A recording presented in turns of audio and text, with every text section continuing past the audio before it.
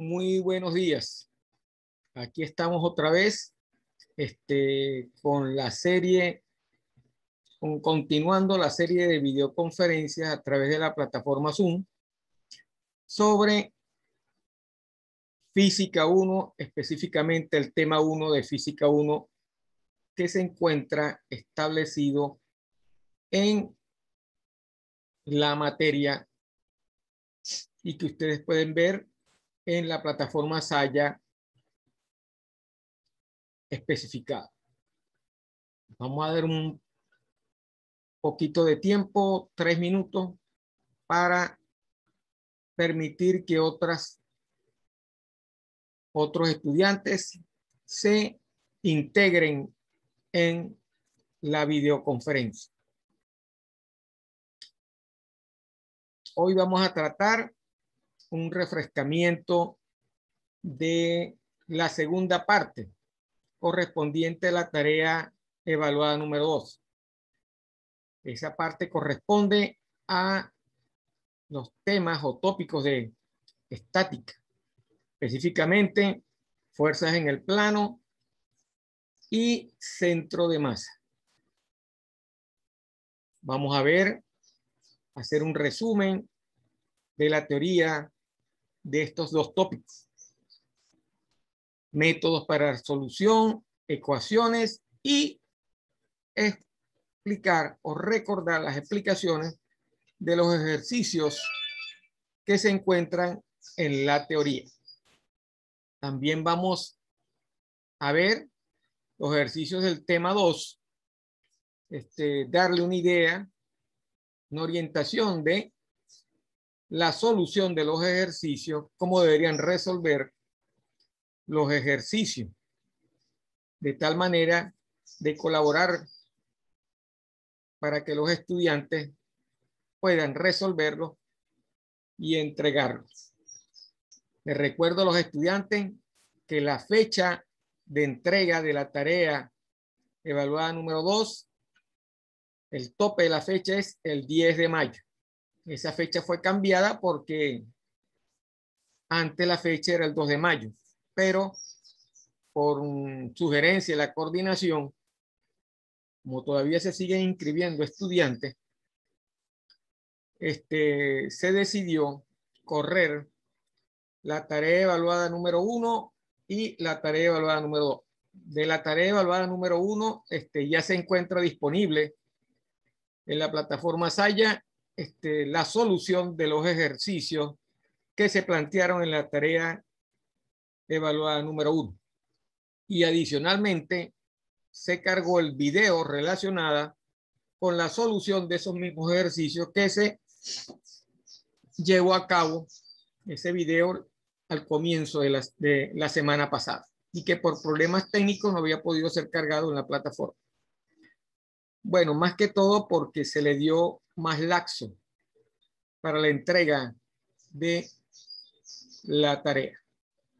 Entonces, ya tienen cargada la tarea evaluada número 1, las soluciones, y en la misma podrán apreciar la metodología empleada para darle solución a cada uno de los ejercicios propuestos en dicha tarea. De la misma forma, esa metodología debería ser utilizada para resolver los ejercicios de la tarea evaluada número 2. Todo lo que está en la tarea evaluada número 2 corresponde a la teoría explicada y a los ejercicios resueltos en esa teoría que se hizo o se realizó a través de la plataforma Saya. Bueno, sin más preámbulo, vamos a comenzar la videoconferencia de refrescamiento de la parte que corresponde a estática, comenzando por fuerzas en el plano. Vamos a ver una teoría, a recordar la teoría y algunos de los ejercicios. Permítanme compartir la pantalla con las presentaciones para comenzar la videoconferencia.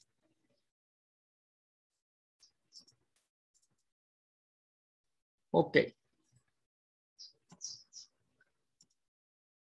Aquí tenemos la primera presentación de la teoría de estática. Como ustedes como vieron en la plataforma Saya, en la misma presentación, hacemos un bosquejo, una definición, ¿verdad? Algunos conceptos sobre lo relacionado con estática y las condiciones básicas que se necesitan para resolver, las condiciones básicas de equilibrio que se necesitan para resolver un ejercicio de fuerza. Recordando esas condiciones básicas, tenemos que el resultado de la suma de las fuerzas debe ser nulo o cero para poder estar en equilibrio. Dos fuerzas están en equilibrio cuando ambas fuerzas tienen el mismo valor. Al realizar la resta o la sumatoria algebraica, esa sumatoria debe ser igual a cero si es estática. El resultado de la suma de los momentos presentes respecto al punto donde usted está tomando para realizar momento también debe ser igual a cero, porque también debe tener un equilibrio, debe cumplir con la teoría de equilibrio similar a la teoría de equilibrio utilizado para fuerza. Todo el equilibrio que existe en el mundo o existe en el universo debe ser cero para que no haya movimiento. Por eso es que es estático.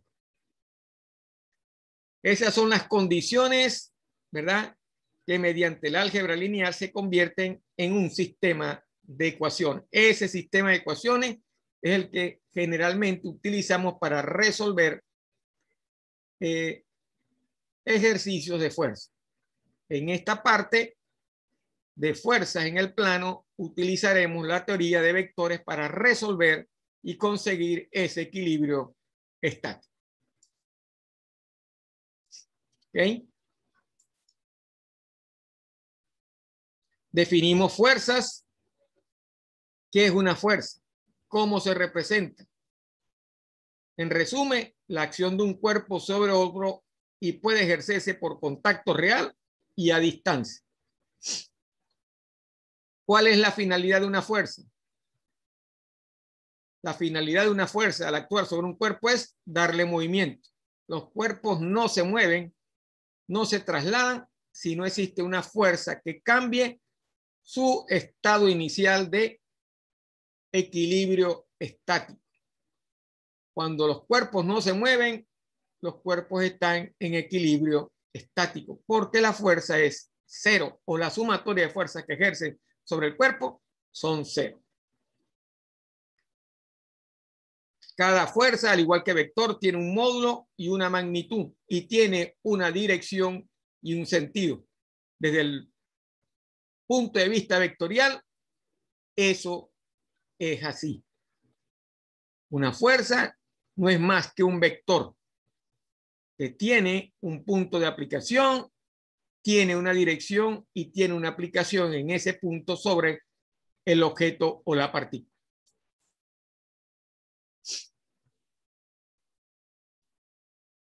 Utilizando la teoría de vectores, las fuerzas son representadas por segmentos. Y para representarlas por segmentos debemos utilizar el plano cartesiano. En ese plano cartesiano, ¿verdad?, al igual que los vectores, como son vectores, las fuerzas tienen un origen y tienen un extremo y tienen una dirección asociada en el plano cartesiano dependiendo del ángulo que forman con el eje al cual están asociados. Nosotros hemos tomado como notación que ese eje es el eje X. A partir del eje X hasta tocar la fuerza o el vector, de esa manera definimos nosotros el ángulo que nos da la dirección, ¿verdad?, de esa fuerza.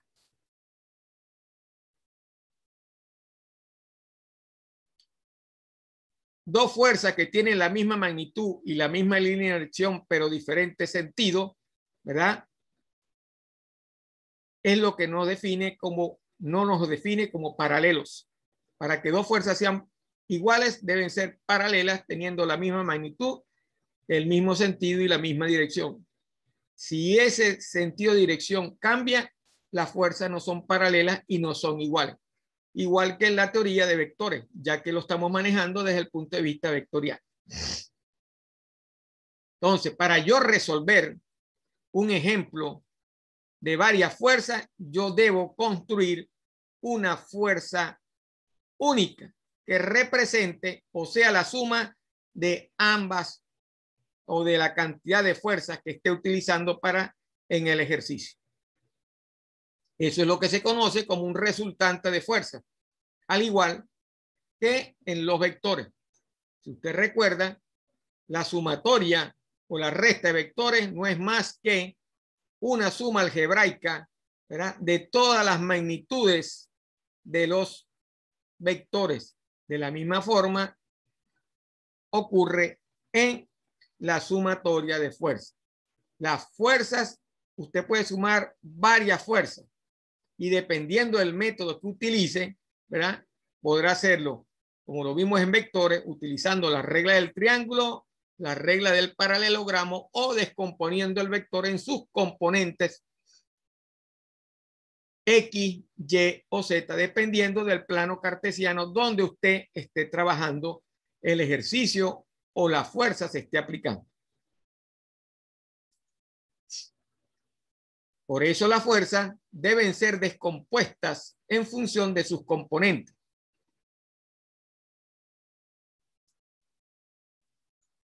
Dos o más fuerzas que actúan sobre una partícula pueden sustituirse por una sola fuerza que produce el mismo efecto sobre la partícula. Y eso lo ve usted en la vida real. Un ejemplo claro y sencillo de esta, que nos dice que la fuerza total es la suma de las fuerzas, es cuando usted coloca sobre una superficie varios objetos uno encima del otro. Si cada objeto tiene un peso que representa una fuerza, el total del peso de todas las partículas que usted está colocando es la suma de cada uno de los pesos de las partículas. Usted tiene un saco de 40 kilos y encima del saco de 40 kilos coloca otro saco de 40 kilos, el peso total será 40 más 40, que nos da 80 kilos. La realidad es el cálculo vectorial de suma de vectores o suma de fuerzas llevado a la realidad. Entonces, ¿en cuántas formas puede usted descomponer una fuerza? Como dice la teoría, el número de formas en la que una fuerza F puede descomponerse en sus componentes es ilimitado. Depende de la cantidad de fuerza. Dos casos son de especial interés. El primero, F, para yo poder resolver y obtener una resultante, supongamos que usted tiene una fuerza P y una fuerza Q. Como lo hicimos en vectores, la sumatoria de P más Q será gráficamente unir el origen de P con el extremo de Q para definir F como la suma de P más Q. Esto es lo que se conoce gráficamente o por trigonometría como el método del triángulo. La otra manera de sumar fuerzas es utilizando la ley del paralelogramo, trazando líneas paralelas a cada una de las fuerzas. Trazo una línea paralela a Q y trazo una línea paralela a P. Esta línea paralela debe ser igual en magnitud y dirección que Q, y esta línea paralela debe ser igual en magnitud y dirección que P.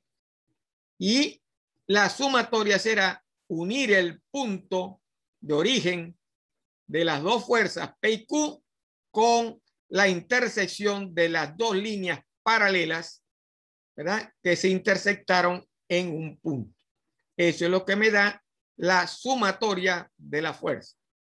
Esto es lo que se conoce como la ley del paralelogramo. Trigonométricamente después usted aplicará la ley de los senos o la ley de los cosenos para conseguir los ángulos de la dirección de la fuerza resultante. Recordando que la sumatoria de los ángulos internos de un triángulo, porque como resultado se forma un triángulo, debe ser igual a 180 grados. Si usted conoce uno de los ángulos, el otro ángulo será la resta de 180 menos el ángulo que usted conoce para conocer el ángulo que desconoce. Entonces, resumiendo, usted tiene dos maneras gráficas de resolver una suma de fuerza o hallar la resultante de la fuerza con el método del triángulo o el teorema del triángulo o con la ley del paralelogramo. De esa manera usted puede gráficamente resolver o trigonométricamente resolver una suma de fuerza. La otra forma es utilizando las componentes rectangulares de la fuerza y los vectores unitarios. Cada fuerza tiene componentes en X y Y y en Z si estoy manejando un plano cartesiano de 3 dimensiones. Si nosotros manejamos un plano cartesiano de 2 dimensiones, tendrá solamente componentes en X y componentes en Y. Esos se denominan componentes rectangulares de la fuerza. Cada fuerza tiene una componente en X y tiene una componente en y esas dos fuerzas en X y Y se llaman componentes rectangulares. ¿Okay? Aquí vemos un ejemplo, una figura donde nos muestra, ¿verdad?, de qué estamos hablando. Tenemos una fuerza resultante con sus componentes en X y su componente en Y. La componente en X y la componente en Y no son más que las proyecciones del vector o de la fuerza resultante sobre el eje X y sobre el eje Y. Y la dirección de la fuerza resultante nos la da el ángulo que se forma entre el vector y o entre la fuerza y el eje X. Como usted tenga colocado la figura o tenga colocada la fuerza, siempre será de la misma manera. Una componente en X y una componente en Y. ¿Y cómo calculo yo la componente en X y cómo calculo yo la componente en Y? Para usted calcular la componente en X y la componente en Y de esta fuerza, debe utilizar la siguiente fórmula. La componente en X de la fuerza será igual a la resultante F de la fuerza o la magnitud de F multiplicado por el coseno del ángulo que forma la resultante con el eje X. El ángulo va entonces desde el eje X hasta tocar la fuerza, al igual que nos manejábamos en vectores. Como esta fuerza es paralela a esta fuerza, esta vendría a ser la misma componente en Y que usted tiene acá. Entonces, la fórmula es igual a como lo manejábamos en vectores. La componente en Y de la fuerza será igual a la magnitud de F o el valor de F por el seno del ángulo que forma, ¿verdad?, desde el eje X hasta tocar la fuerza, o como se manejaba en los vectores, desde el eje X hasta tocar el vector. Ya usted resolvió ejercicios similares en la tarea evaluada número 1. No debe tener problemas entonces para aplicar la misma ecuación porque es idéntica. Es la misma ecuación. ¿Por qué? Porque lo estamos manejando desde el punto de vista vectorial para determinar las componentes de una fuerza.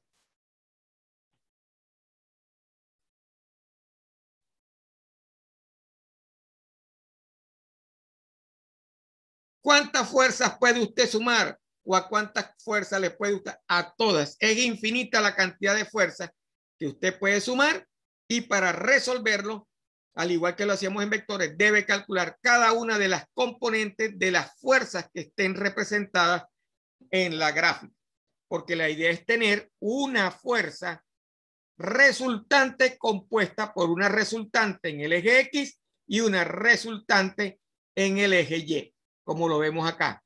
Resultante en X y resultante en Y, para tener una resultante de la suma de 1, 2 y 3 fuerzas, como está especificado en esta figura y en este ejemplo. ¿Y cómo lo hace desde el punto de vista de vectores unitarios? Como lo vimos también en los vectores. La resultante en X del vector unitario Y más la resultante en Y del vector unitario J no es más que la suma de cada uno de los elementos en X, Y y J para cada una de las fuerzas que componen el ejercicio. Agrupa en función de cada vector unitario y realiza la suma algebraica. Entonces, la suma de las componentes en X o de las resultantes en X y Y en función de los vectores unitarios no es más que la suma en X de P más la suma en X de Q más la suma en X de S para el vector unitario Y más la suma de P en Y, de Q en Y y de S en Y para el vector unitario J. Y así obtiene las resultantes en X y las resultantes en Y en función de los vectores unitarios. En forma corta o en forma breve, no es más. La resultante es la sumatoria de las fuerzas en X para la resultante en X, y para la resultante en Y no es más que la sumatoria de las fuerzas en Y. Cada una de las fuerzas tiene una componente en X, tiene una componente en Y que usted debe sumar dependiendo de la resultante que usted quiera conseguir para X o quiera conseguir para Y. De esa manera se resuelve la adición o resta de fuerza, sumando algebraicamente las componentes en X y las componentes en Y para obtener las resultantes de X y la resultante en y obtener una resultante de la suma de todas las fuerzas aplicando el teorema de Pitágoras que nosotros conocemos muy bien, donde la resultante será la raíz cuadrada de la suma de los cuadrados de las componentes en X y el cuadrado de las componentes en Y. Eso es un resumen de la teoría que nosotros vimos o que se encuentra en la plataforma Science, explicada para resolver ejercicios de suma de fuerzas en el plano. Vamos a ver ahora unos ejemplos y cómo aplicamos esta teoría.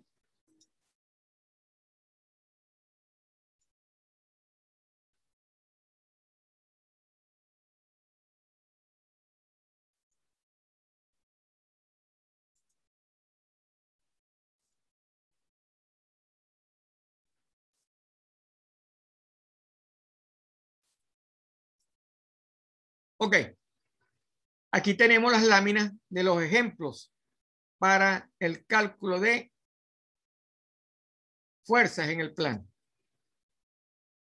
Tenemos un primer ejemplo. Tenemos dos fuerzas, P y Q, donde el ángulo de P con el eje X son 20 grados y el ángulo que forman Q y P son 25 grados. Nos mandan a calcular la resultante de la suma de P y Q. ¿Ok? Utilizando la regla del paralelogramo o la regla del triángulo, podemos determinar el valor de esa resultante. ¿Ok? Entonces, debemos dibujar a escala un paralelogramo con lados iguales a P y Q.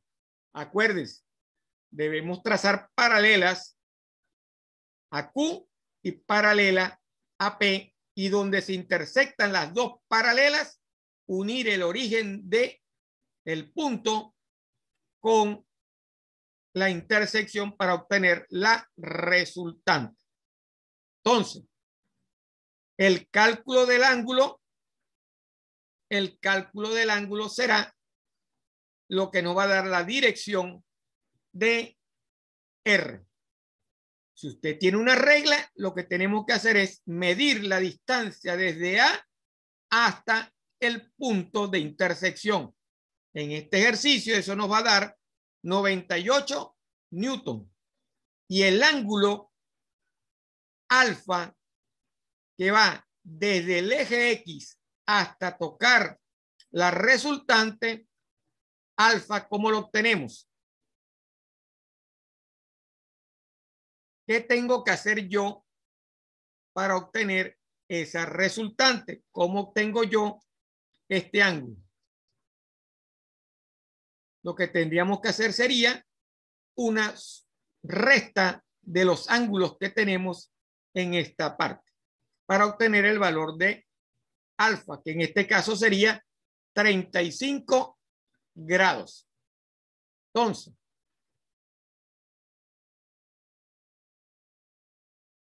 aquí tenemos 20 y aquí tenemos 25.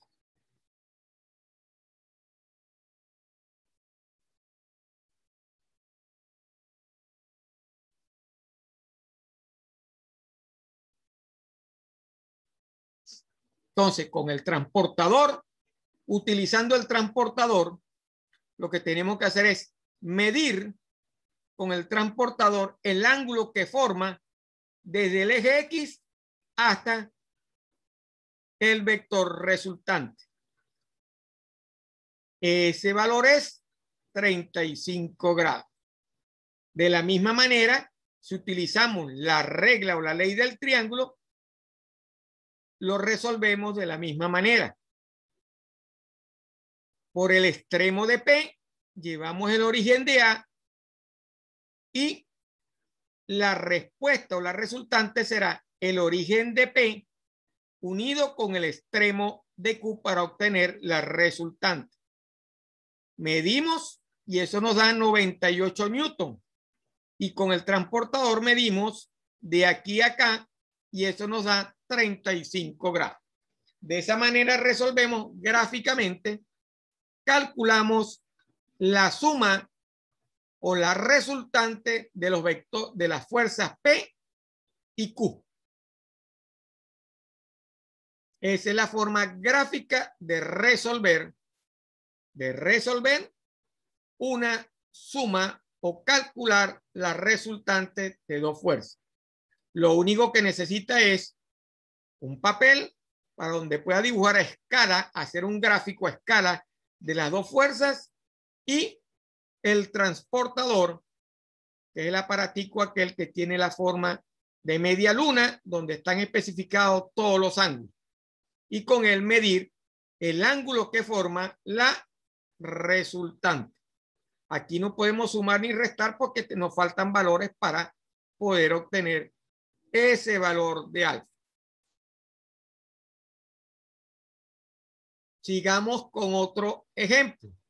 Mejor dicho, el mismo ejemplo, pero vamos a utilizar la solución trigonométrica.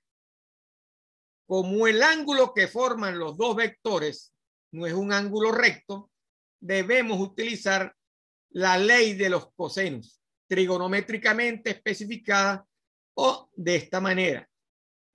La resultante al cuadrado no es igual a la fuerza P elevado al cuadrado más la fuerza Q elevado al cuadrado menos 2 veces P por Q por el coseno del ángulo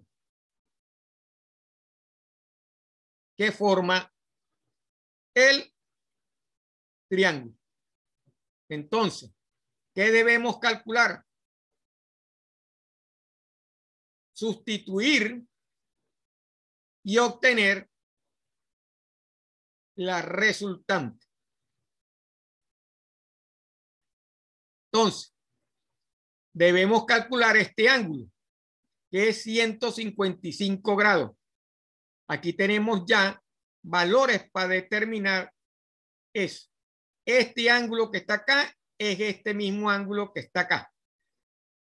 ¿Correcto? Y este ángulo que está acá. Entonces, aplicando la ley de los senos, tenemos lo siguiente.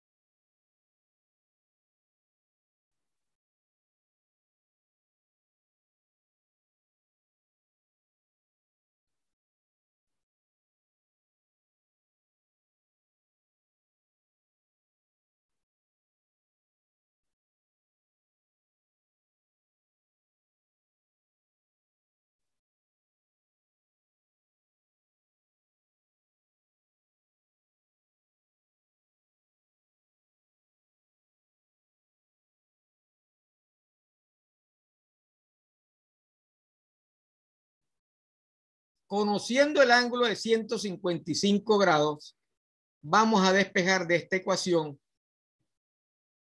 el seno del ángulo A. Seno de A es AQ. El seno de A es al valor de Q porque está en el cateto opuesto a este ángulo.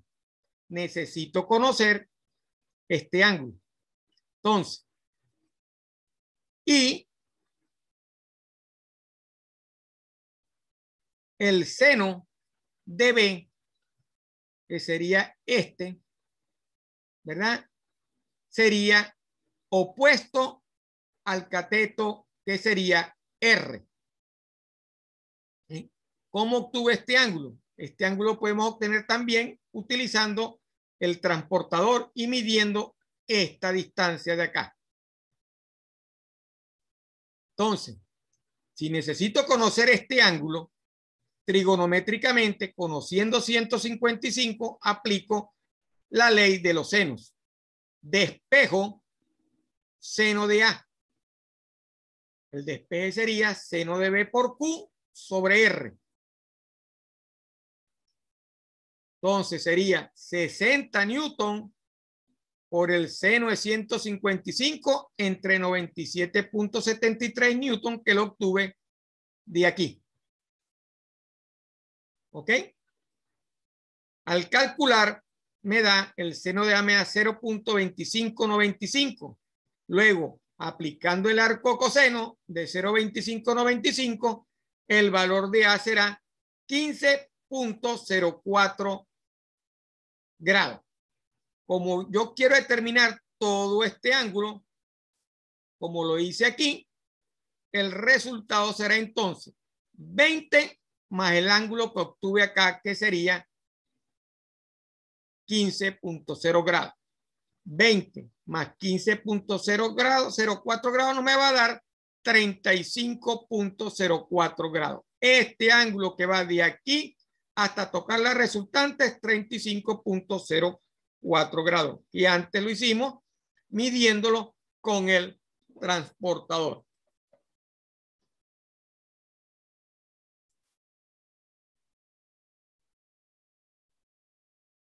Entonces, repitiendo el ejercicio, para yo resolver trigonométricamente esto, necesito conocer los ángulos 25, 20 y 155. Sustituyendo en la ley de los cosenos, tendría la respuesta para determinar la resultante. R cuadrado igual a P cuadrado más Q cuadrado menos 2PQ coseno de B. Esta ecuación usted la puede conseguir en cualquier libro de cálculo o en cualquier formulario de ecuaciones, porque son ecuaciones trigonométricas que se manejan, son estándar, son constantes. Entonces, sustituyendo los valores, obtenemos la resultante. Y al hallar la resultante aplicando la ley de los senos, ¿verdad? Que no es más que el seno del ángulo correspondiente al cateto opuesto debe ser igual al seno del ángulo que yo quiero conseguir al cateto opuesto. En este caso, conozco Q, que es el valor del cateto opuesto, y conozco R, que es el valor del cateto opuesto al ángulo B y al ángulo que quiero determinar. Como quiero determinar este ángulo que está acá, ¿verdad? Aplico la ley de los senos. Esta ecuación también está en cualquier libro de cálculo o libro de trigonometría. Resolviendo esta ecuación, obtenemos que el ángulo sería mediante el arcoseno, que es la otra ecuación trigonométrica, para obtener el ángulo que corresponde al valor del resultado. Eso me va a dar 15.04 grados. Entonces, el ángulo que va desde el vector, desde el eje X hasta la resultante, sería la suma del ángulo interno más el ángulo que forma la fuerza P, que sería 20 grados más 15.04 me da 35.04 grados.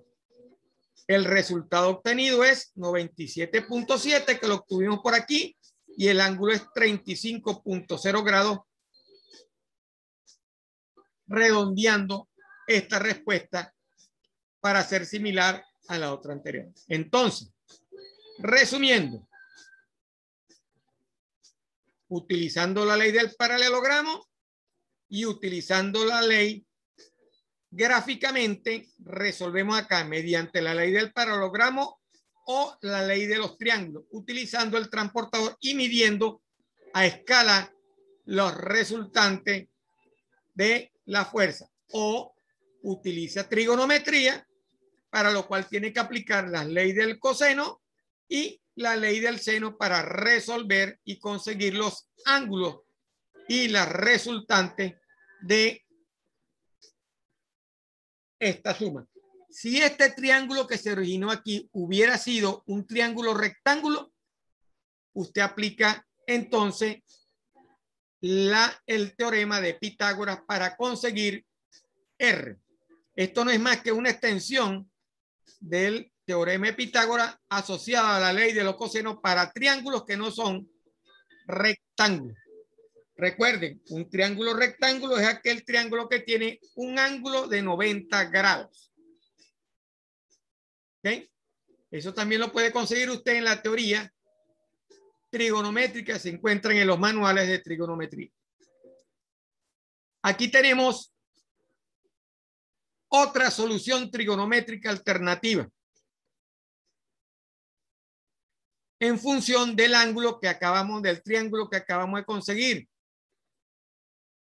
¿Qué hacemos? Hacemos una extensión y convertimos esto en un triángulo rectángulo, desde aquí hasta acá.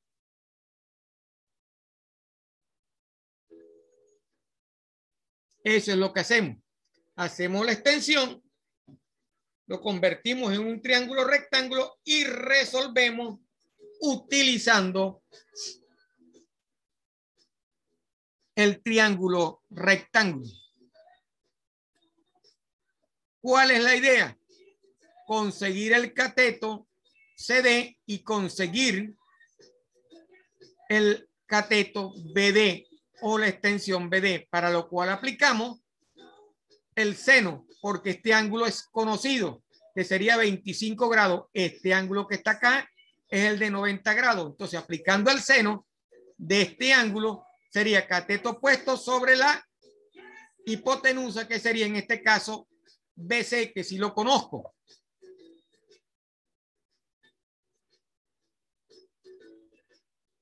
Para obtener CD y para obtener BD. Entonces, 60 newton, que es el valor de BC, porque me lo dieron ya especificado en el ejercicio, eso me va a dar 25.36, que es el valor de este cateto, y 54.38, que es el valor de este cateto. Por lo tanto, todo el cateto desde A hasta D será 40 más 54.38, que es 94.38. Y lo manejo como un triángulo rectángulo completo.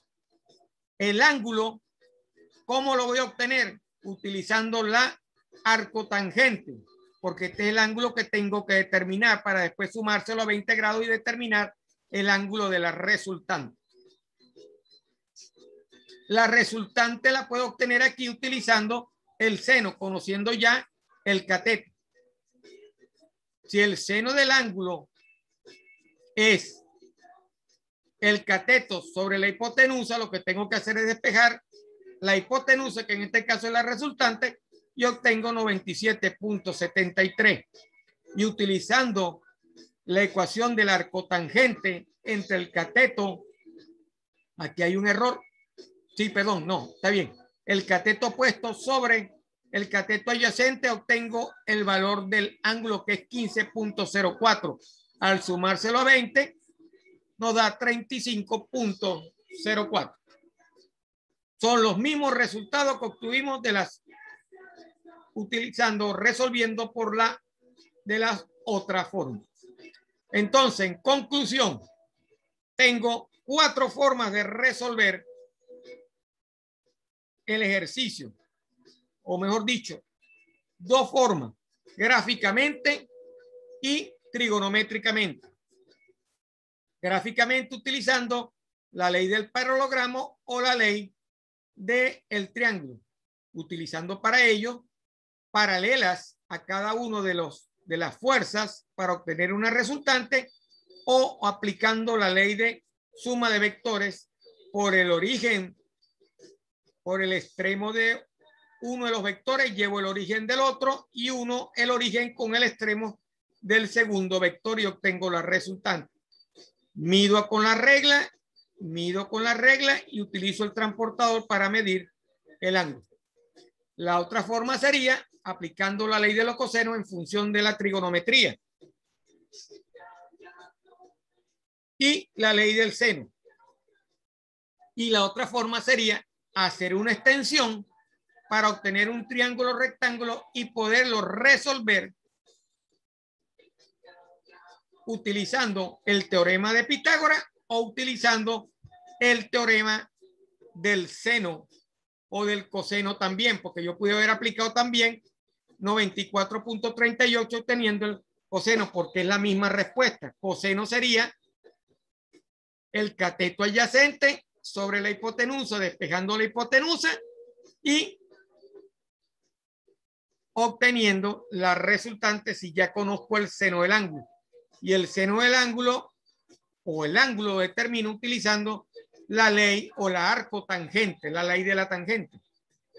La función trigonométrica tangente, el arco de la tangente me dará el ángulo que están formando los catetos con la hipotenusa. Esas son las 2 formas de obtener gráficamente y trigonométricamente. Ahí hay otro ejercicio donde resolvemos aplicando la ley de los paralelogramos el ejemplo que está planteado ahí. Se resuelve de la misma manera. Es sencillo. Aquí tenemos otro ejercicio en función de la trigonométrica. El anterior es la parte gráfica y en la siguiente es la parte trigonométrica de la solución del ejercicio. Otro ejercicio aplicando la sumatoria o dando el resultado en función de las componentes X y Y utilizando vectores unitarios.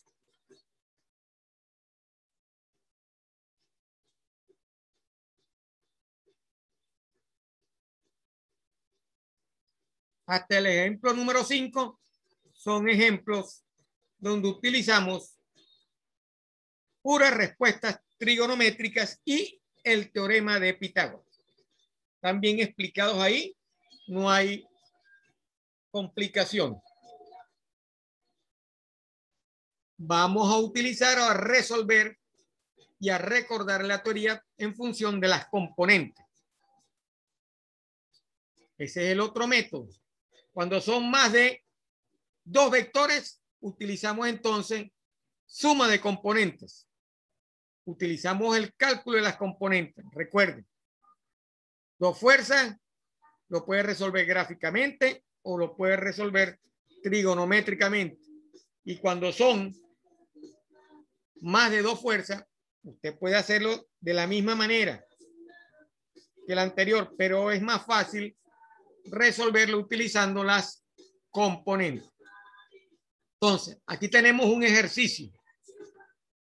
Sobre este perno actúan 1, 2, 3 y 4 fuerzas. Y me mandan a calcular la resultante de cada una de la suma de las 4 fuerzas. Entonces, nos planteamos el gráfico. Siempre hay que utilizar gráficos para ver la posible solución. Entonces, ¿qué hacemos? Descomponemos gráficamente cada una de las fuerzas en sus componentes, en X y Y. En X y Y, en Y, en X y Y. ¿Por qué solamente en Y? Porque esta fuerza solamente tiene componentes en el eje Y. No existe componente en el eje X. Las fuerzas que tienen componentes en X y en Y son aquellas que son inclinadas, que tienen un ángulo con respecto al eje X. Cuando son fuerzas horizontales o verticales totalmente, solamente existe una componente. En el caso de que sean verticales, es una componente en Y, y en el caso que sean horizontales, es una componente en X. Lo hacemos igual que como estuviéramos haciendo vectores. Una columna donde definimos cada fuerza. Otra columna donde escribimos su magnitud. Otra columna donde calculamos la componente en X, que sería la magnitud por el ángulo que forma la fuerza con el eje X. Para la primera fuerza, ese ángulo es 30 grados, que nos faltó escribirlo acá en esta tabla. Para el segundo, para la segunda fuerza será el ángulo que va desde el eje X hasta tocar la fuerza, que sería 90 grados más 20, sería 92, 110 grados. Para la tercera fuerza sería desde el eje X hasta tocar la fuerza, sería 90, 180, 270 grados.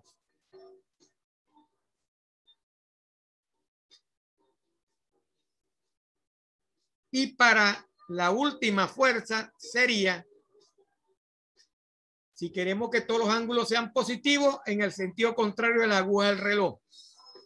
Sería entonces 90, 180, 270 más 360. Si a 360 le quito 15 grados, que es lo que está aquí, obtengo la resultante, que sería 360 menos 15. 360 menos 15 sería 345 grados. Ese sería el ángulo que forma para la última fuerza. Ok. Entonces, la componente en X será la magnitud de la fuerza por el coseno del ángulo. La magnitud de la fuerza por el coseno del ángulo para F2.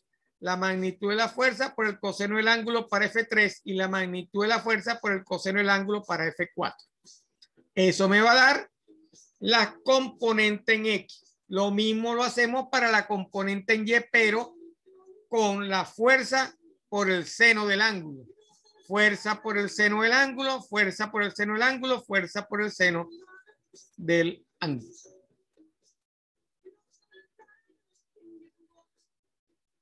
Entonces, después que tenemos calculadas las componentes, realizamos la sumatoria algebraica. 129.9 menos 27 más 0 más 96.6 me da 199.1. 75 más 75.2 menos 110 menos 25.9 me da 14.3. Ya tengo entonces la resultante en X, que es 199.1, y la resultante en Y, que es 14.3. Entonces, gráficamente, la resultante está ubicada en el primer plano, donde X es positiva y donde Y es negativa. Esto tiene que coincidir gráficamente con el dibujo de la resultante. Esto me da la resultante gráfica. R está en el plano positivo del eje X y el eje Y. ¿Ok? Entonces, la respuesta desde el punto de vista de vector unitario sería 199.1 newton y para X y 14.3 newton para J. Esa es la resultante. Y la tangente del ángulo, para hallar el ángulo, será entonces el cateto opuesto, que sería 14.3 entre 199.1, que es el cateto adyacente. La arcotangente de este resultado me va a dar 4.1 grados. Este ángulo que está acá vale 4.1 grados. La resultante también la puede sacar utilizando el seno del ángulo. La 14.3 newton entre el seno de 4.1, eso me da 199.6 newton.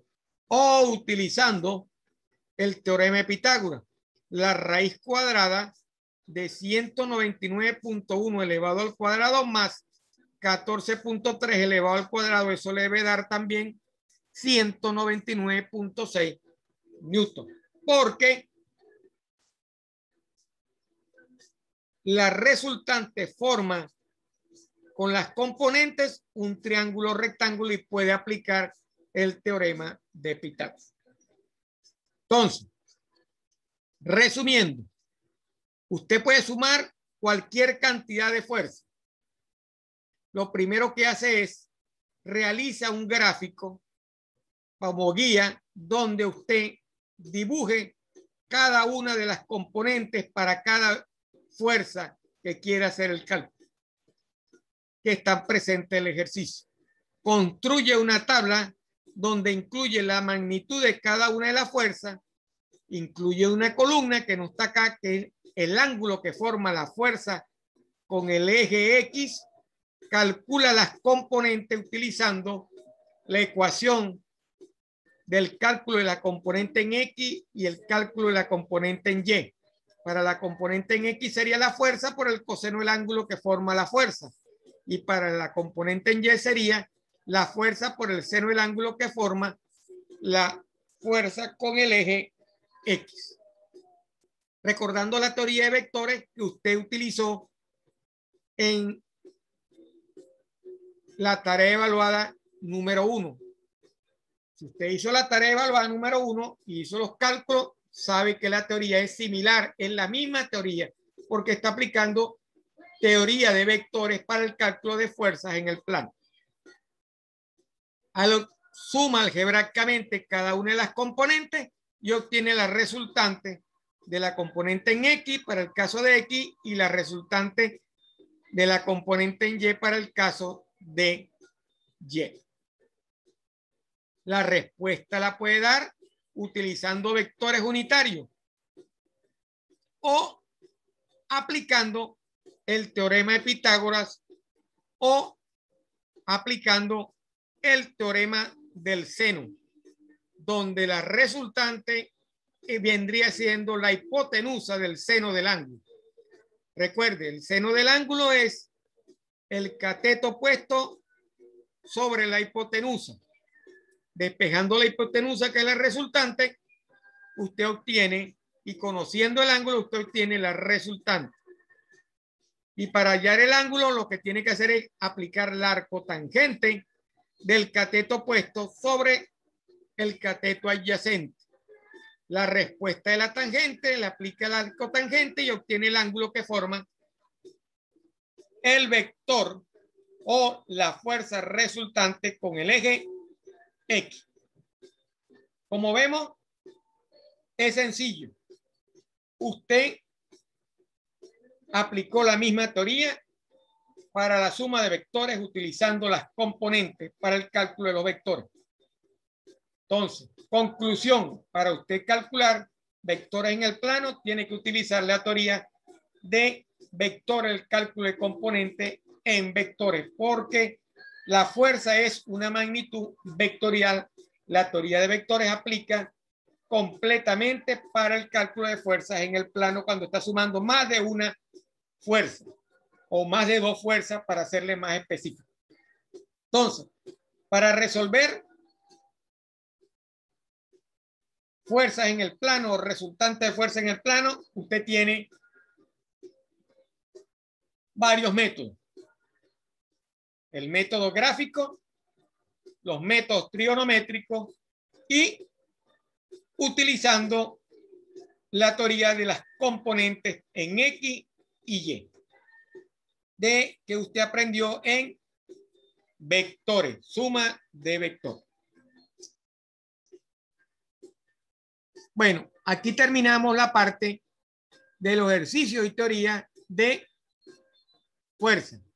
Si existe alguna pregunta, por favor la pueden realizar.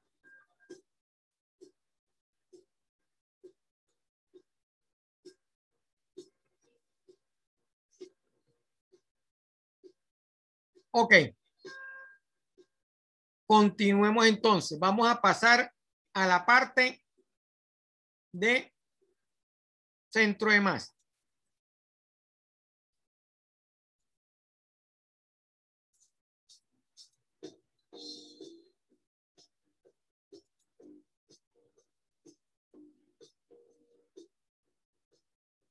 ¿Qué es el centro de masa? El centro de masa es el promedio, o un promedio.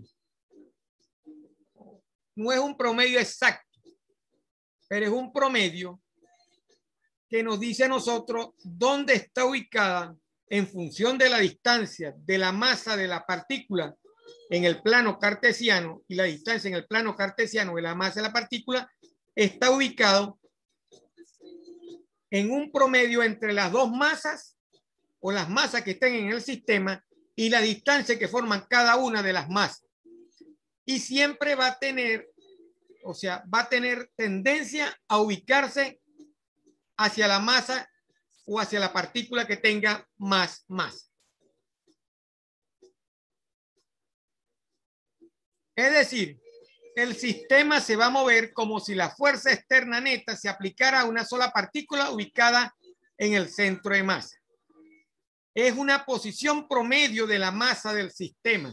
Usted agarra todas las masas del sistema y tiene un promedio que va a estar ubicado hacia la partícula que tenga mayor masa en función de la distancia que tiene cada masa con el plano cartesiano. Entonces, como apreciamos, como se aprecia en la figura, el centro de masa siempre estará ubicado más cerca de la masa o de la partícula que tiene mayor masa y depende de su posición. Se ubica en algún lugar en la línea que une las dos partículas y está más cerca de la partícula que tiene la masa más grande. Si la masa no se mueve, está en la misma línea. Si la masa se mueve hacia la izquierda, el centro de masa tenderá a moverse hacia la izquierda. Si la masa se mueve hacia la derecha, el centro de masa estará ubicada hacia la derecha. La ecuación para calcular el centro de masa no es más que un promedio o una suma algebraica entre el promedio de cada una de las masas por la distancia. El centro de masa de dos partículas será la masa 1 por la posición de la partícula más la masa 2 por la posición de la partícula 2 dividido entre la suma de la masa 1 más la masa 2. En el caso de que son dos partículas. En el gráfico se aprecia. Aquí tenemos una masa 1 situada a una posición X1 y aquí tenemos una masa 2 situada a una posición 2.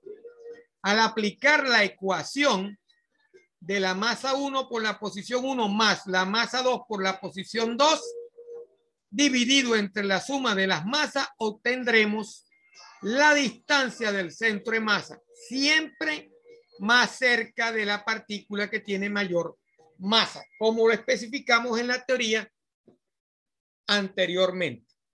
Para un sistema de varias masas, entonces el centro de masa será la sumatoria de las masas sub i por las posiciones x sub i que corresponden a cada masa sub i entre la suma de todas las masas.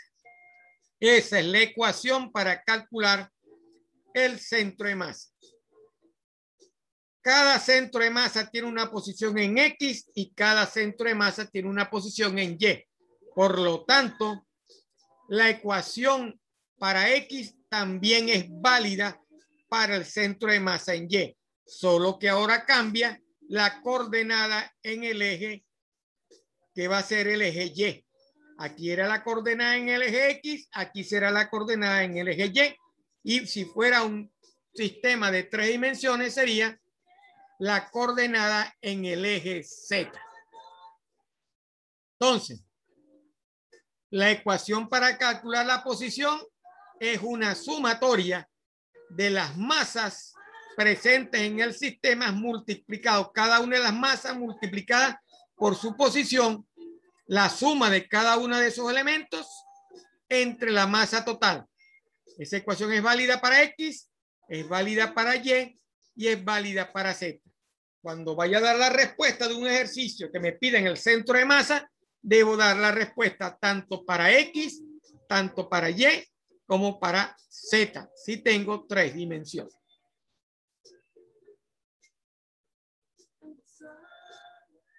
Aquí vemos una figura donde teóricamente se especifica hacia dónde está situada el centro de masa.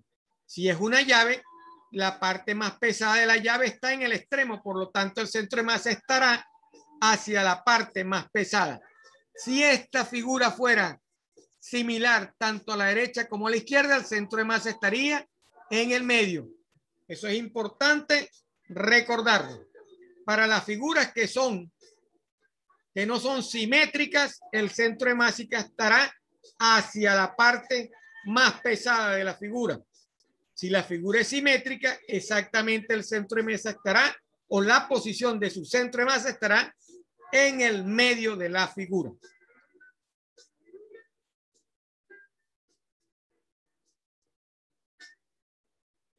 El centro de masa como un sistema total también se mueve. Por lo tanto, la ecuación de la velocidad de ese centro de masa tiene una ecuación similar. La masa por su velocidad para cada uno de los elementos de la partícula. La suma total es una sumatoria total de la masa por la velocidad para cada uno de los elementos entre la suma de la masa total. Es la misma ecuación similar. El centro de masa se mueve tanto en X tanto en Y como se mueve en Z. Entonces, toda la velocidad del centro de masa está asociada a la velocidad de cada elemento del sistema que compone cada una de las masas del sistema. Esta ecuación de masa por velocidad nos da el valor de lo que se conoce como momentum lineal, que en esta parte nosotros no la vemos, no es parte de la teoría y parte del tema, pero es bueno definirlo. Masa por velocidad es momento. Cuando es todo el sistema, la velocidad del centro de masa también será igual la sumatoria de los momentos de cada una de las masas. De cada una de las velocidades por las masas son los momentos de las partículas del sistema.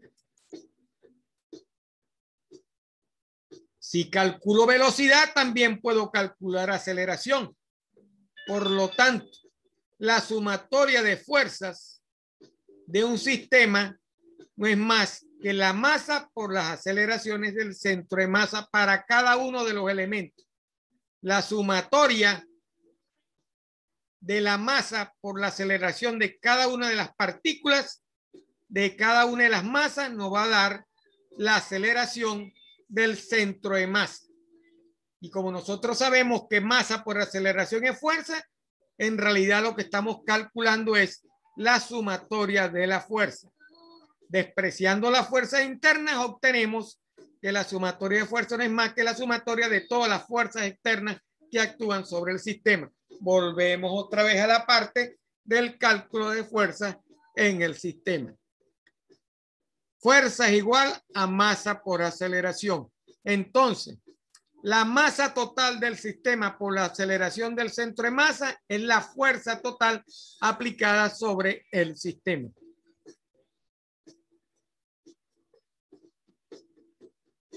Cuando las fuerzas externas actúan sobre un cuerpo o un conjunto de partículas, el centro de masa se mueve como si toda la masa estuviera concentrada en ese punto y sobre ella actuará una fuerza neta igual a la suma de las fuerzas externas que actúan sobre el sistema.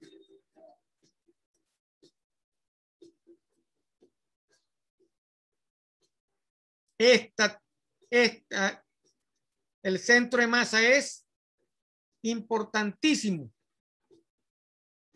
para el movimiento de un sistema. Tiene aplicabilidad en la vida real como todo lo que en física se desarrolla.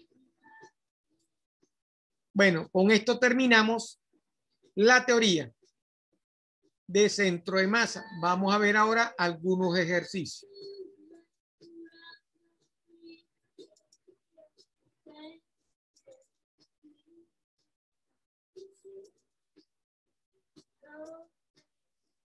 Aquí tenemos el primer ejemplo. Tenemos un sistema formado por tres partículas, M1, M2 y M3.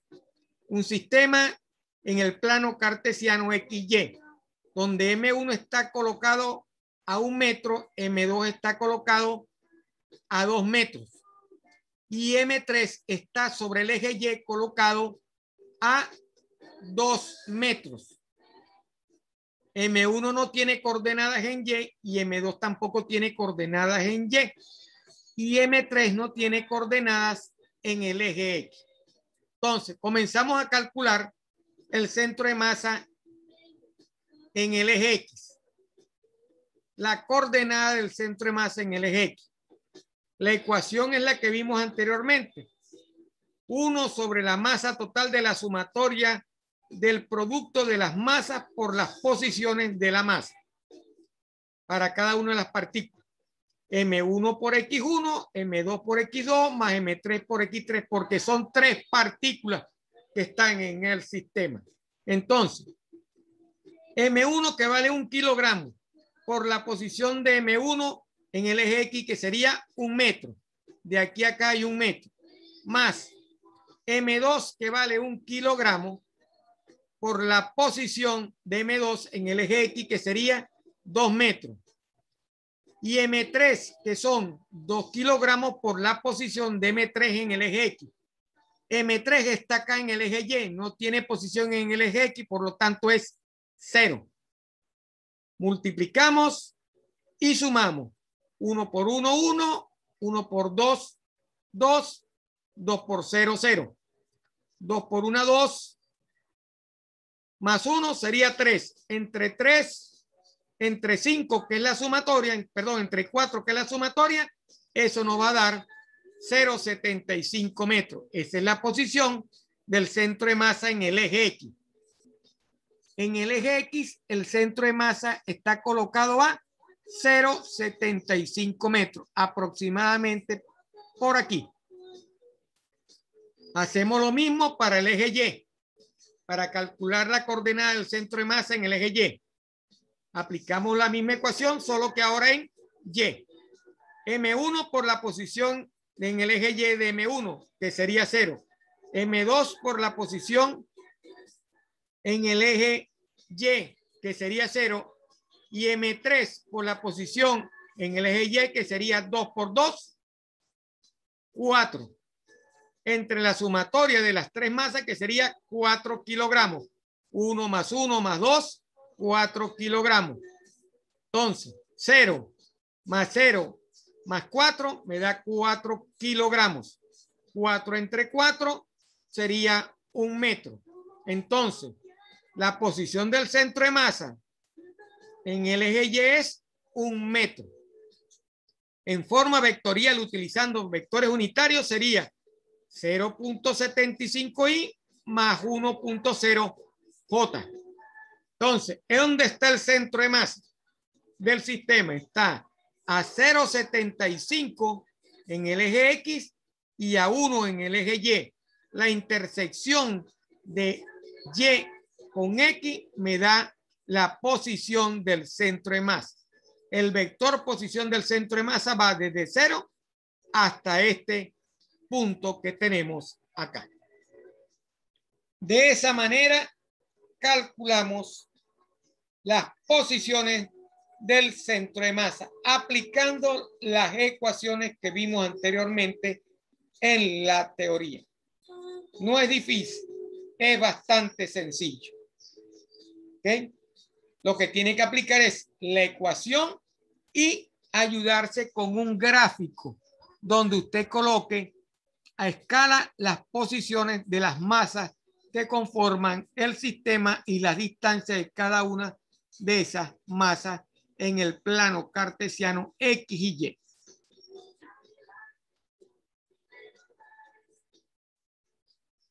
Aquí tenemos otro ejemplo. Una molécula de oxígeno, de agua, donde la molécula de oxígeno está ubicada, como es simétrica, está ubicada en el punto o en el centro del plano cartesiano, y las moléculas de hidrógeno están colocadas a una distancia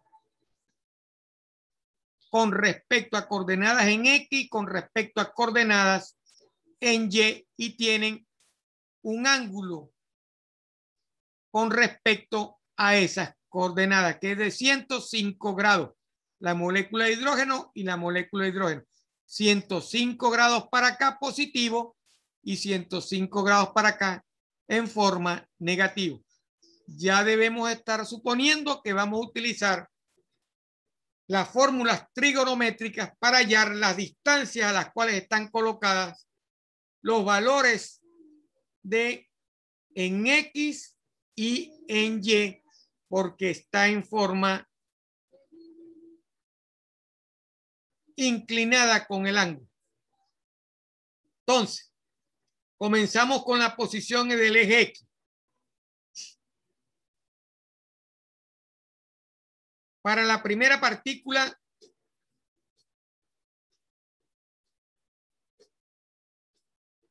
cada una de las distancias vale 9.57 por 10 a la menos 11 metros. Cada átomo de hidrógeno tiene una masa de 1.01 o micro y la de oxígeno 16.0 U.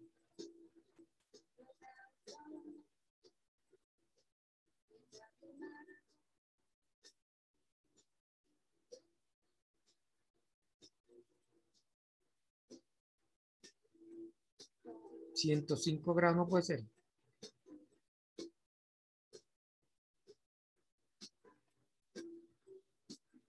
Ok. Como vemos, el ángulo que forma las dos partículas de hidrógeno vale 105 grados. Necesitamos ubicar el valor del ángulo que va desde aquí hasta acá. ¿Correcto? Vuelvo a repetir. El ángulo que se forma entre las partículas de hidrógeno, entre las dos partículas, tiene un valor de 105 grados. Necesito calcular el ángulo que va desde el eje X hasta la partícula o el vector de la partícula de hidrógeno, tanto aquí como acá. Debemos hacer una suma o una resta de ángulos para poder determinar el valor de este ángulo que está acá. ¿Cómo lo haríamos? Sabemos que cada ángulo entre los ejes vale 90 grados. ¿Correcto?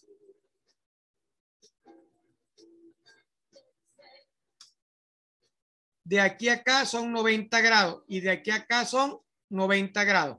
Quiere decir que aquí tengo 90 más 90 sería 180. Si a 180 grados,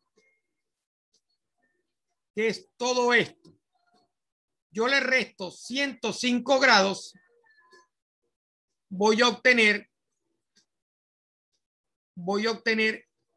este ángulo más este ángulo. La suma de este más este va a ser la respuesta. Como este ángulo y este ángulo son iguales, esa suma dividida entre 2 me va a dar este ángulo que está acá. Y si a este ángulo, a 90, le resto este ángulo, obtendré este ángulo, que vale 52.5 grados. Repito otra vez. 90 más 90, 180. 180 más 105 me va a dar lo que queda, que sería este ángulo más este ángulo. Si a esa suma la divido entre 2, porque son iguales, tengo este ángulo. Y si a este ángulo yo le resto 90 grados o 90 grados, le resto este ángulo, obtengo este ángulo. Ese ángulo sería 52.5 grados. Entonces, el valor de X, o donde está la componente en X de esta molécula de hidrógeno, será 1.0 por la distancia, que es esta, por el coseno de 52.5 grados, más 1 por la distancia del coseno de 52.5 grados, que sería el otro, más el oxígeno, que sería 16, por la posición en X, que es 0, porque la molécula de oxígeno está, su centro de masa, ubicada en el origen del plano cartesiano. Entonces, ¿cuánto es la distancia de aquí a acá en X? Para la molécula de hidrógeno sería la masa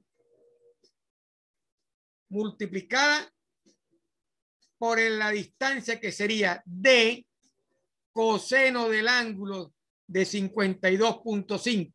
esta distancia es d coseno del ángulo multiplicado la masa, porque la ecuación es la masa por la distancia, más el otra posición que sería d coseno de 52.5 más la posición del hidrógeno en el eje X, que sería 0, entre la suma de cada una de las masas, 1 más 1 más 16.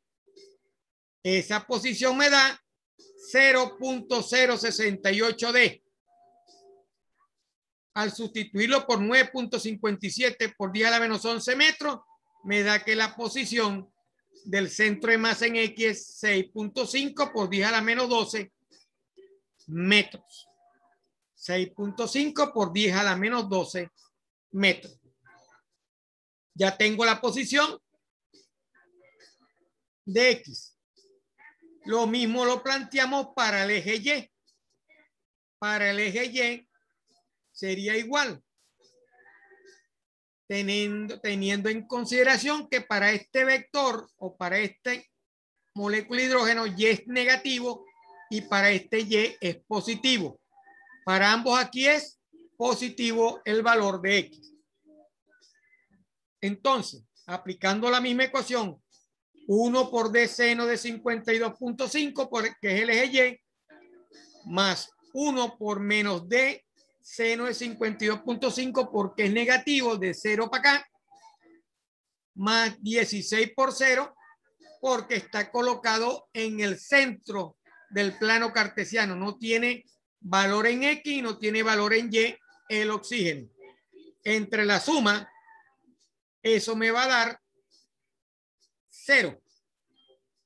Restando esto menos esto sería 0, más 0 me va a dar 0. 0 entre la suma de las masas me va a dar 0. Entonces, la respuesta sería, la posición sería 6.5 por 10 a la menos 12 y metros, y 0 J metros, J en Y. Lo que hicimos aquí fue similar a lo que hicimos acá, la misma ecuación y calculando las posiciones en X y Y. De la misma manera lo hicimos en este ejercicio. Aquí tenemos otro ejercicio donde mandan a calcular la posición del centro de masa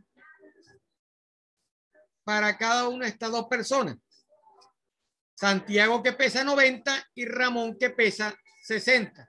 Ambos están colocados a 10 metros donde está colocado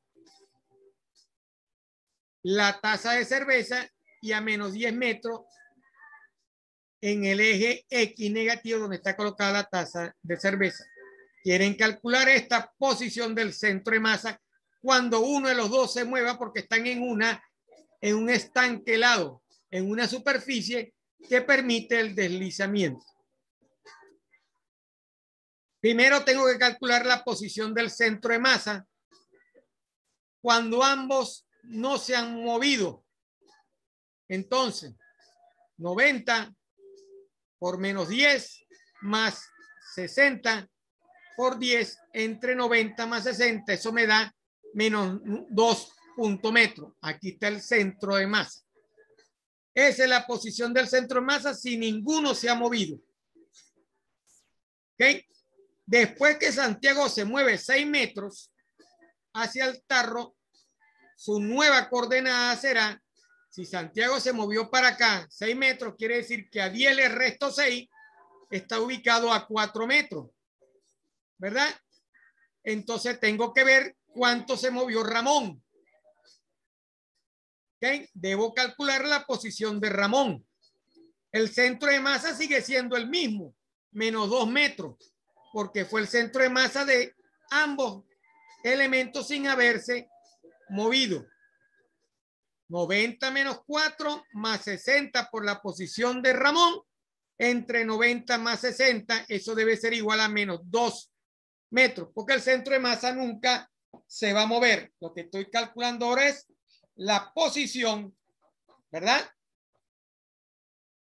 de Ramón cuando Ramón se mueve.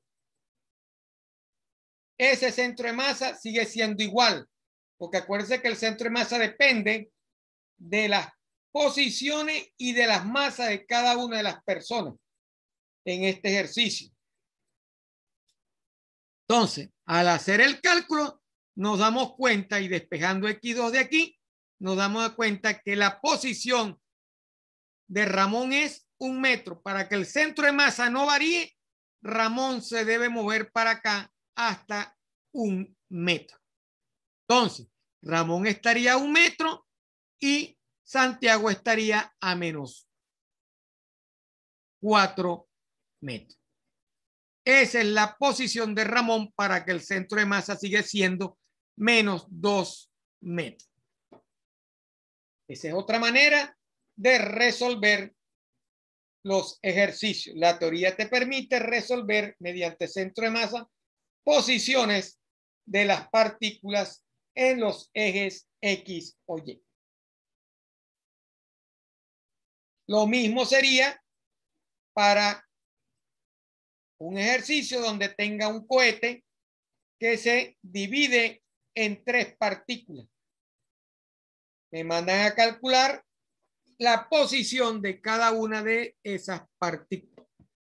Pero aquí aplicamos la teoría de momentos para obtener esta ecuación. Este es un ejercicio que sirve como teoría para ubicar la velocidad de cada una de estas partículas, utilizando la teoría de momentum lineal, que en este tema no lo vamos a evaluar. Es un ejercicio para que vean cómo se resolvería utilizando la posición de la velocidad del centro de masa para un cohete que al llegar a una altura se divide en 3 partículas que tienen el mismo tamaño. O sea, m dividido entre 3, porque es un promedio de cada dividido entre 3 para la masa total. Cada una tiene una velocidad diferente.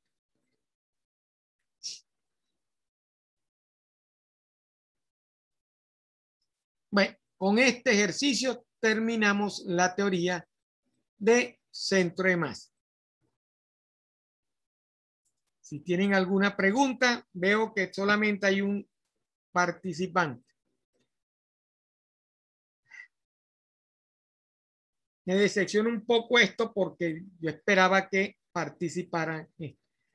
Las videoconferencias aclaran muchas de las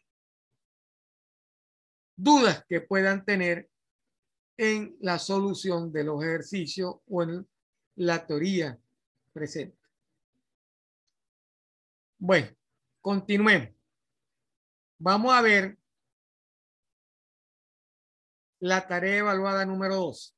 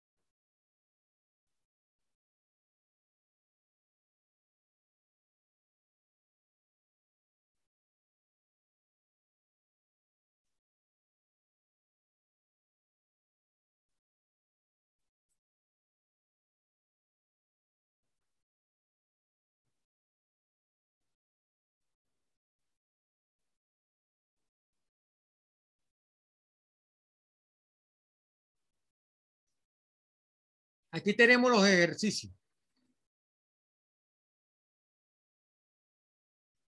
La primera pregunta nos pide resolver gráficamente utilizando la regla del paralelogramo y la regla del triángulo.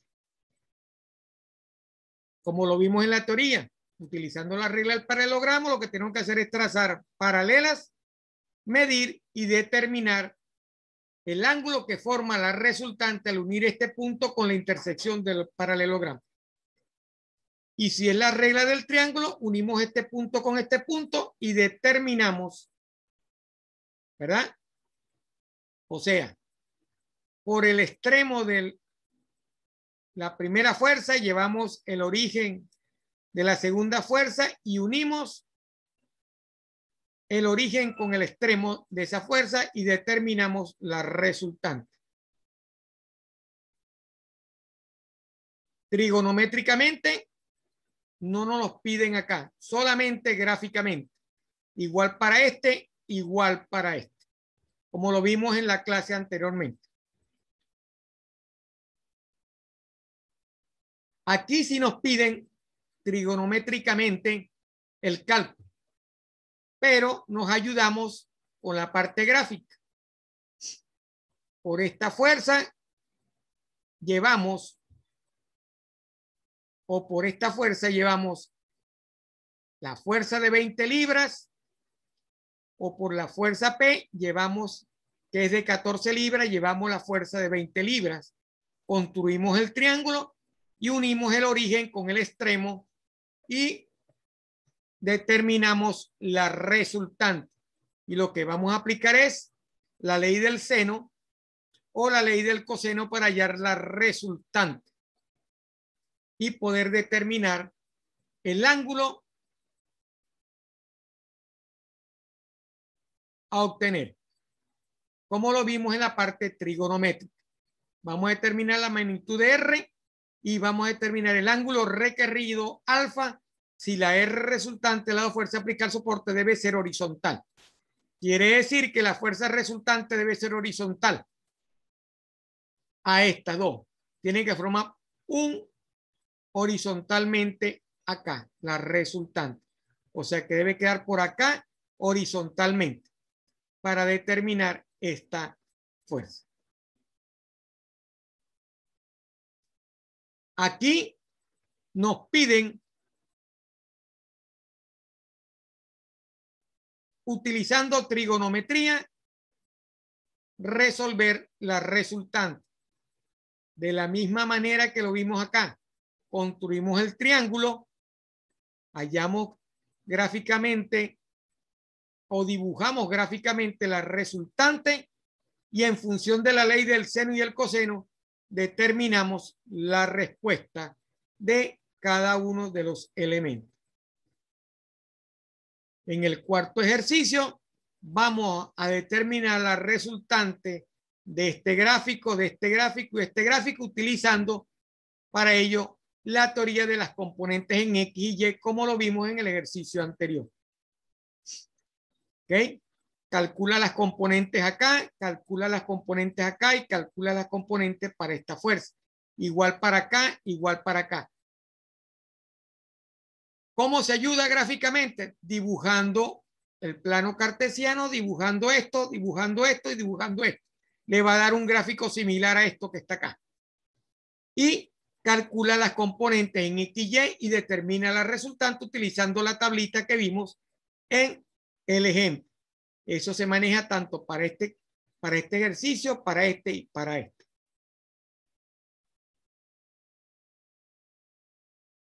Para el quinto ejercicio, aplicamos la ecuación de el cálculo de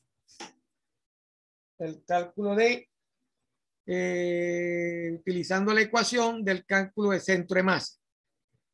Los cuatro objetos están en el eje Y. Hay que hacer un gráfico donde dibujemos los cuatro objetos en el eje Y. El primero está de 2 kilogramos, está a 3 metros. El segundo está a 3 y el tercero está a 2.50. que está en el origen y el otro está a 0,500. 4 objetos se sitúan a lo largo del eje y del modo siguiente. Un objeto a 3 metros, un objeto de 3 a 2,50 y un objeto en el origen y un objeto a 0,500 metros. Todos están en el eje Y. Quiere decir que no existe centro de masa en el eje X. Debe ser 0. Todos están en el eje Y. Para el sexto ejercicio, aplicamos la misma ecuación, ¿verdad? Para cada una de las piezas.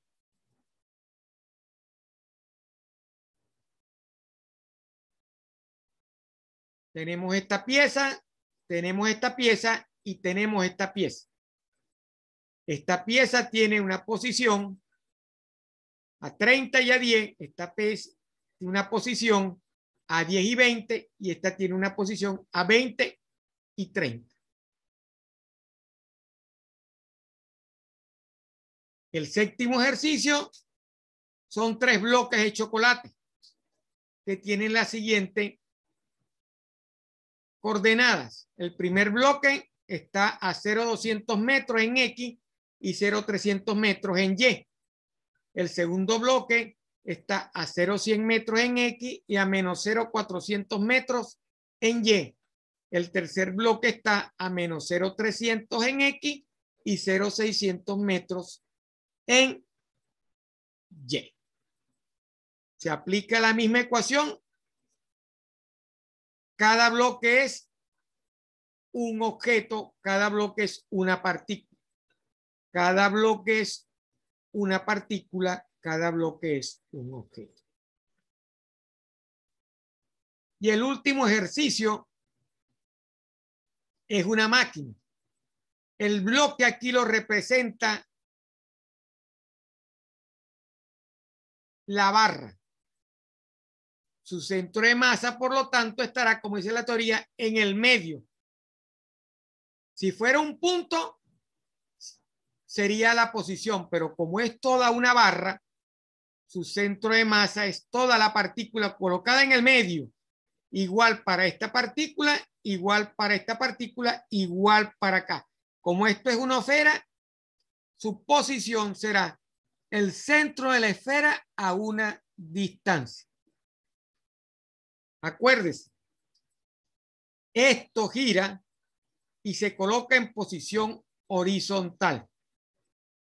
Una parte de una máquina consiste en una barra delgada uniforme 4 y de 1,50 metros de longitud, unida en forma perpendicular mediante una bisagra a una barra vertical similar, cuya masa es de 3 kilogramos, donde está la barra, que mide 1,80 metros de longitud, y la barra tiene una bola pequeña de 2 kilogramos unida a uno de sus extremos, como se muestra en la figura, ubicada a 1,80 metros.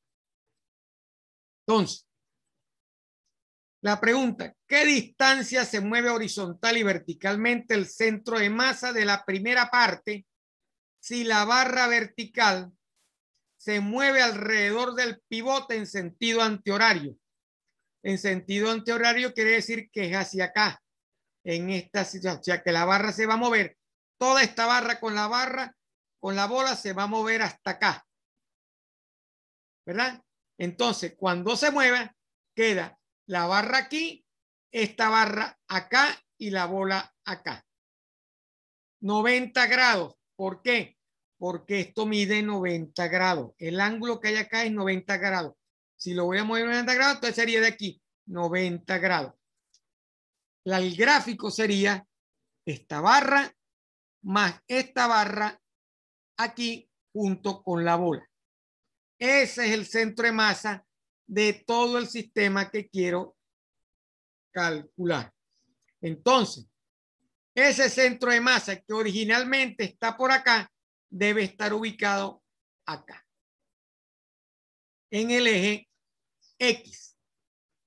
porque la barra vertical junto con la bola se movió en la bisagra hasta acá 90 grados. Esos son los tips para poder resolver los ejercicios y ayudarlos un poco a la solución de los ejercicios de la tarea evaluada número 2. Recuerden, la entrega de la tarea evaluada número 2 tiene fecha y es el 10 de mayo. Esa es la fecha de la entrega de la tarea evaluada número 2. Ya todos tienen evaluación de la tarea evaluada número 1. El 10% de la tarea número 1 más el 20% de la tarea evaluada número 2 representan el 30% total de la evaluación del tema número 1. Esta parte tiene más peso que la primera parte, porque la primera parte es más sencilla y sin embargo la segunda parte tiene la ayuda de la primera parte y lo único nuevo es la parte del centro de masa y esa ecuación no es difícil. Lo que hay es que tener un poquito de ingenio para resolver los ejercicios. Bueno, con esto doy por concluido la videoconferencia de hoy. La semana que viene realizaré una videoconferencia con la solución de cada uno de los ejercicios del tema 2. Recuerden, la fecha de entrega es el 10 de mayo y la carga de la nota definitiva del tema 1 es en la semana que va.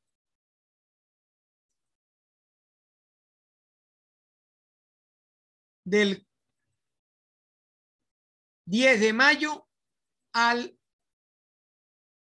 15 de mayo. Esa semana es tiempo para cargar las notas de la evaluación completa del tema 1. Esa evaluación consta del 10% de la parte del tema de la evaluación número 1 y el 20% de la evaluación número 2. Bueno, que pasen un buen día y gracias por su atención.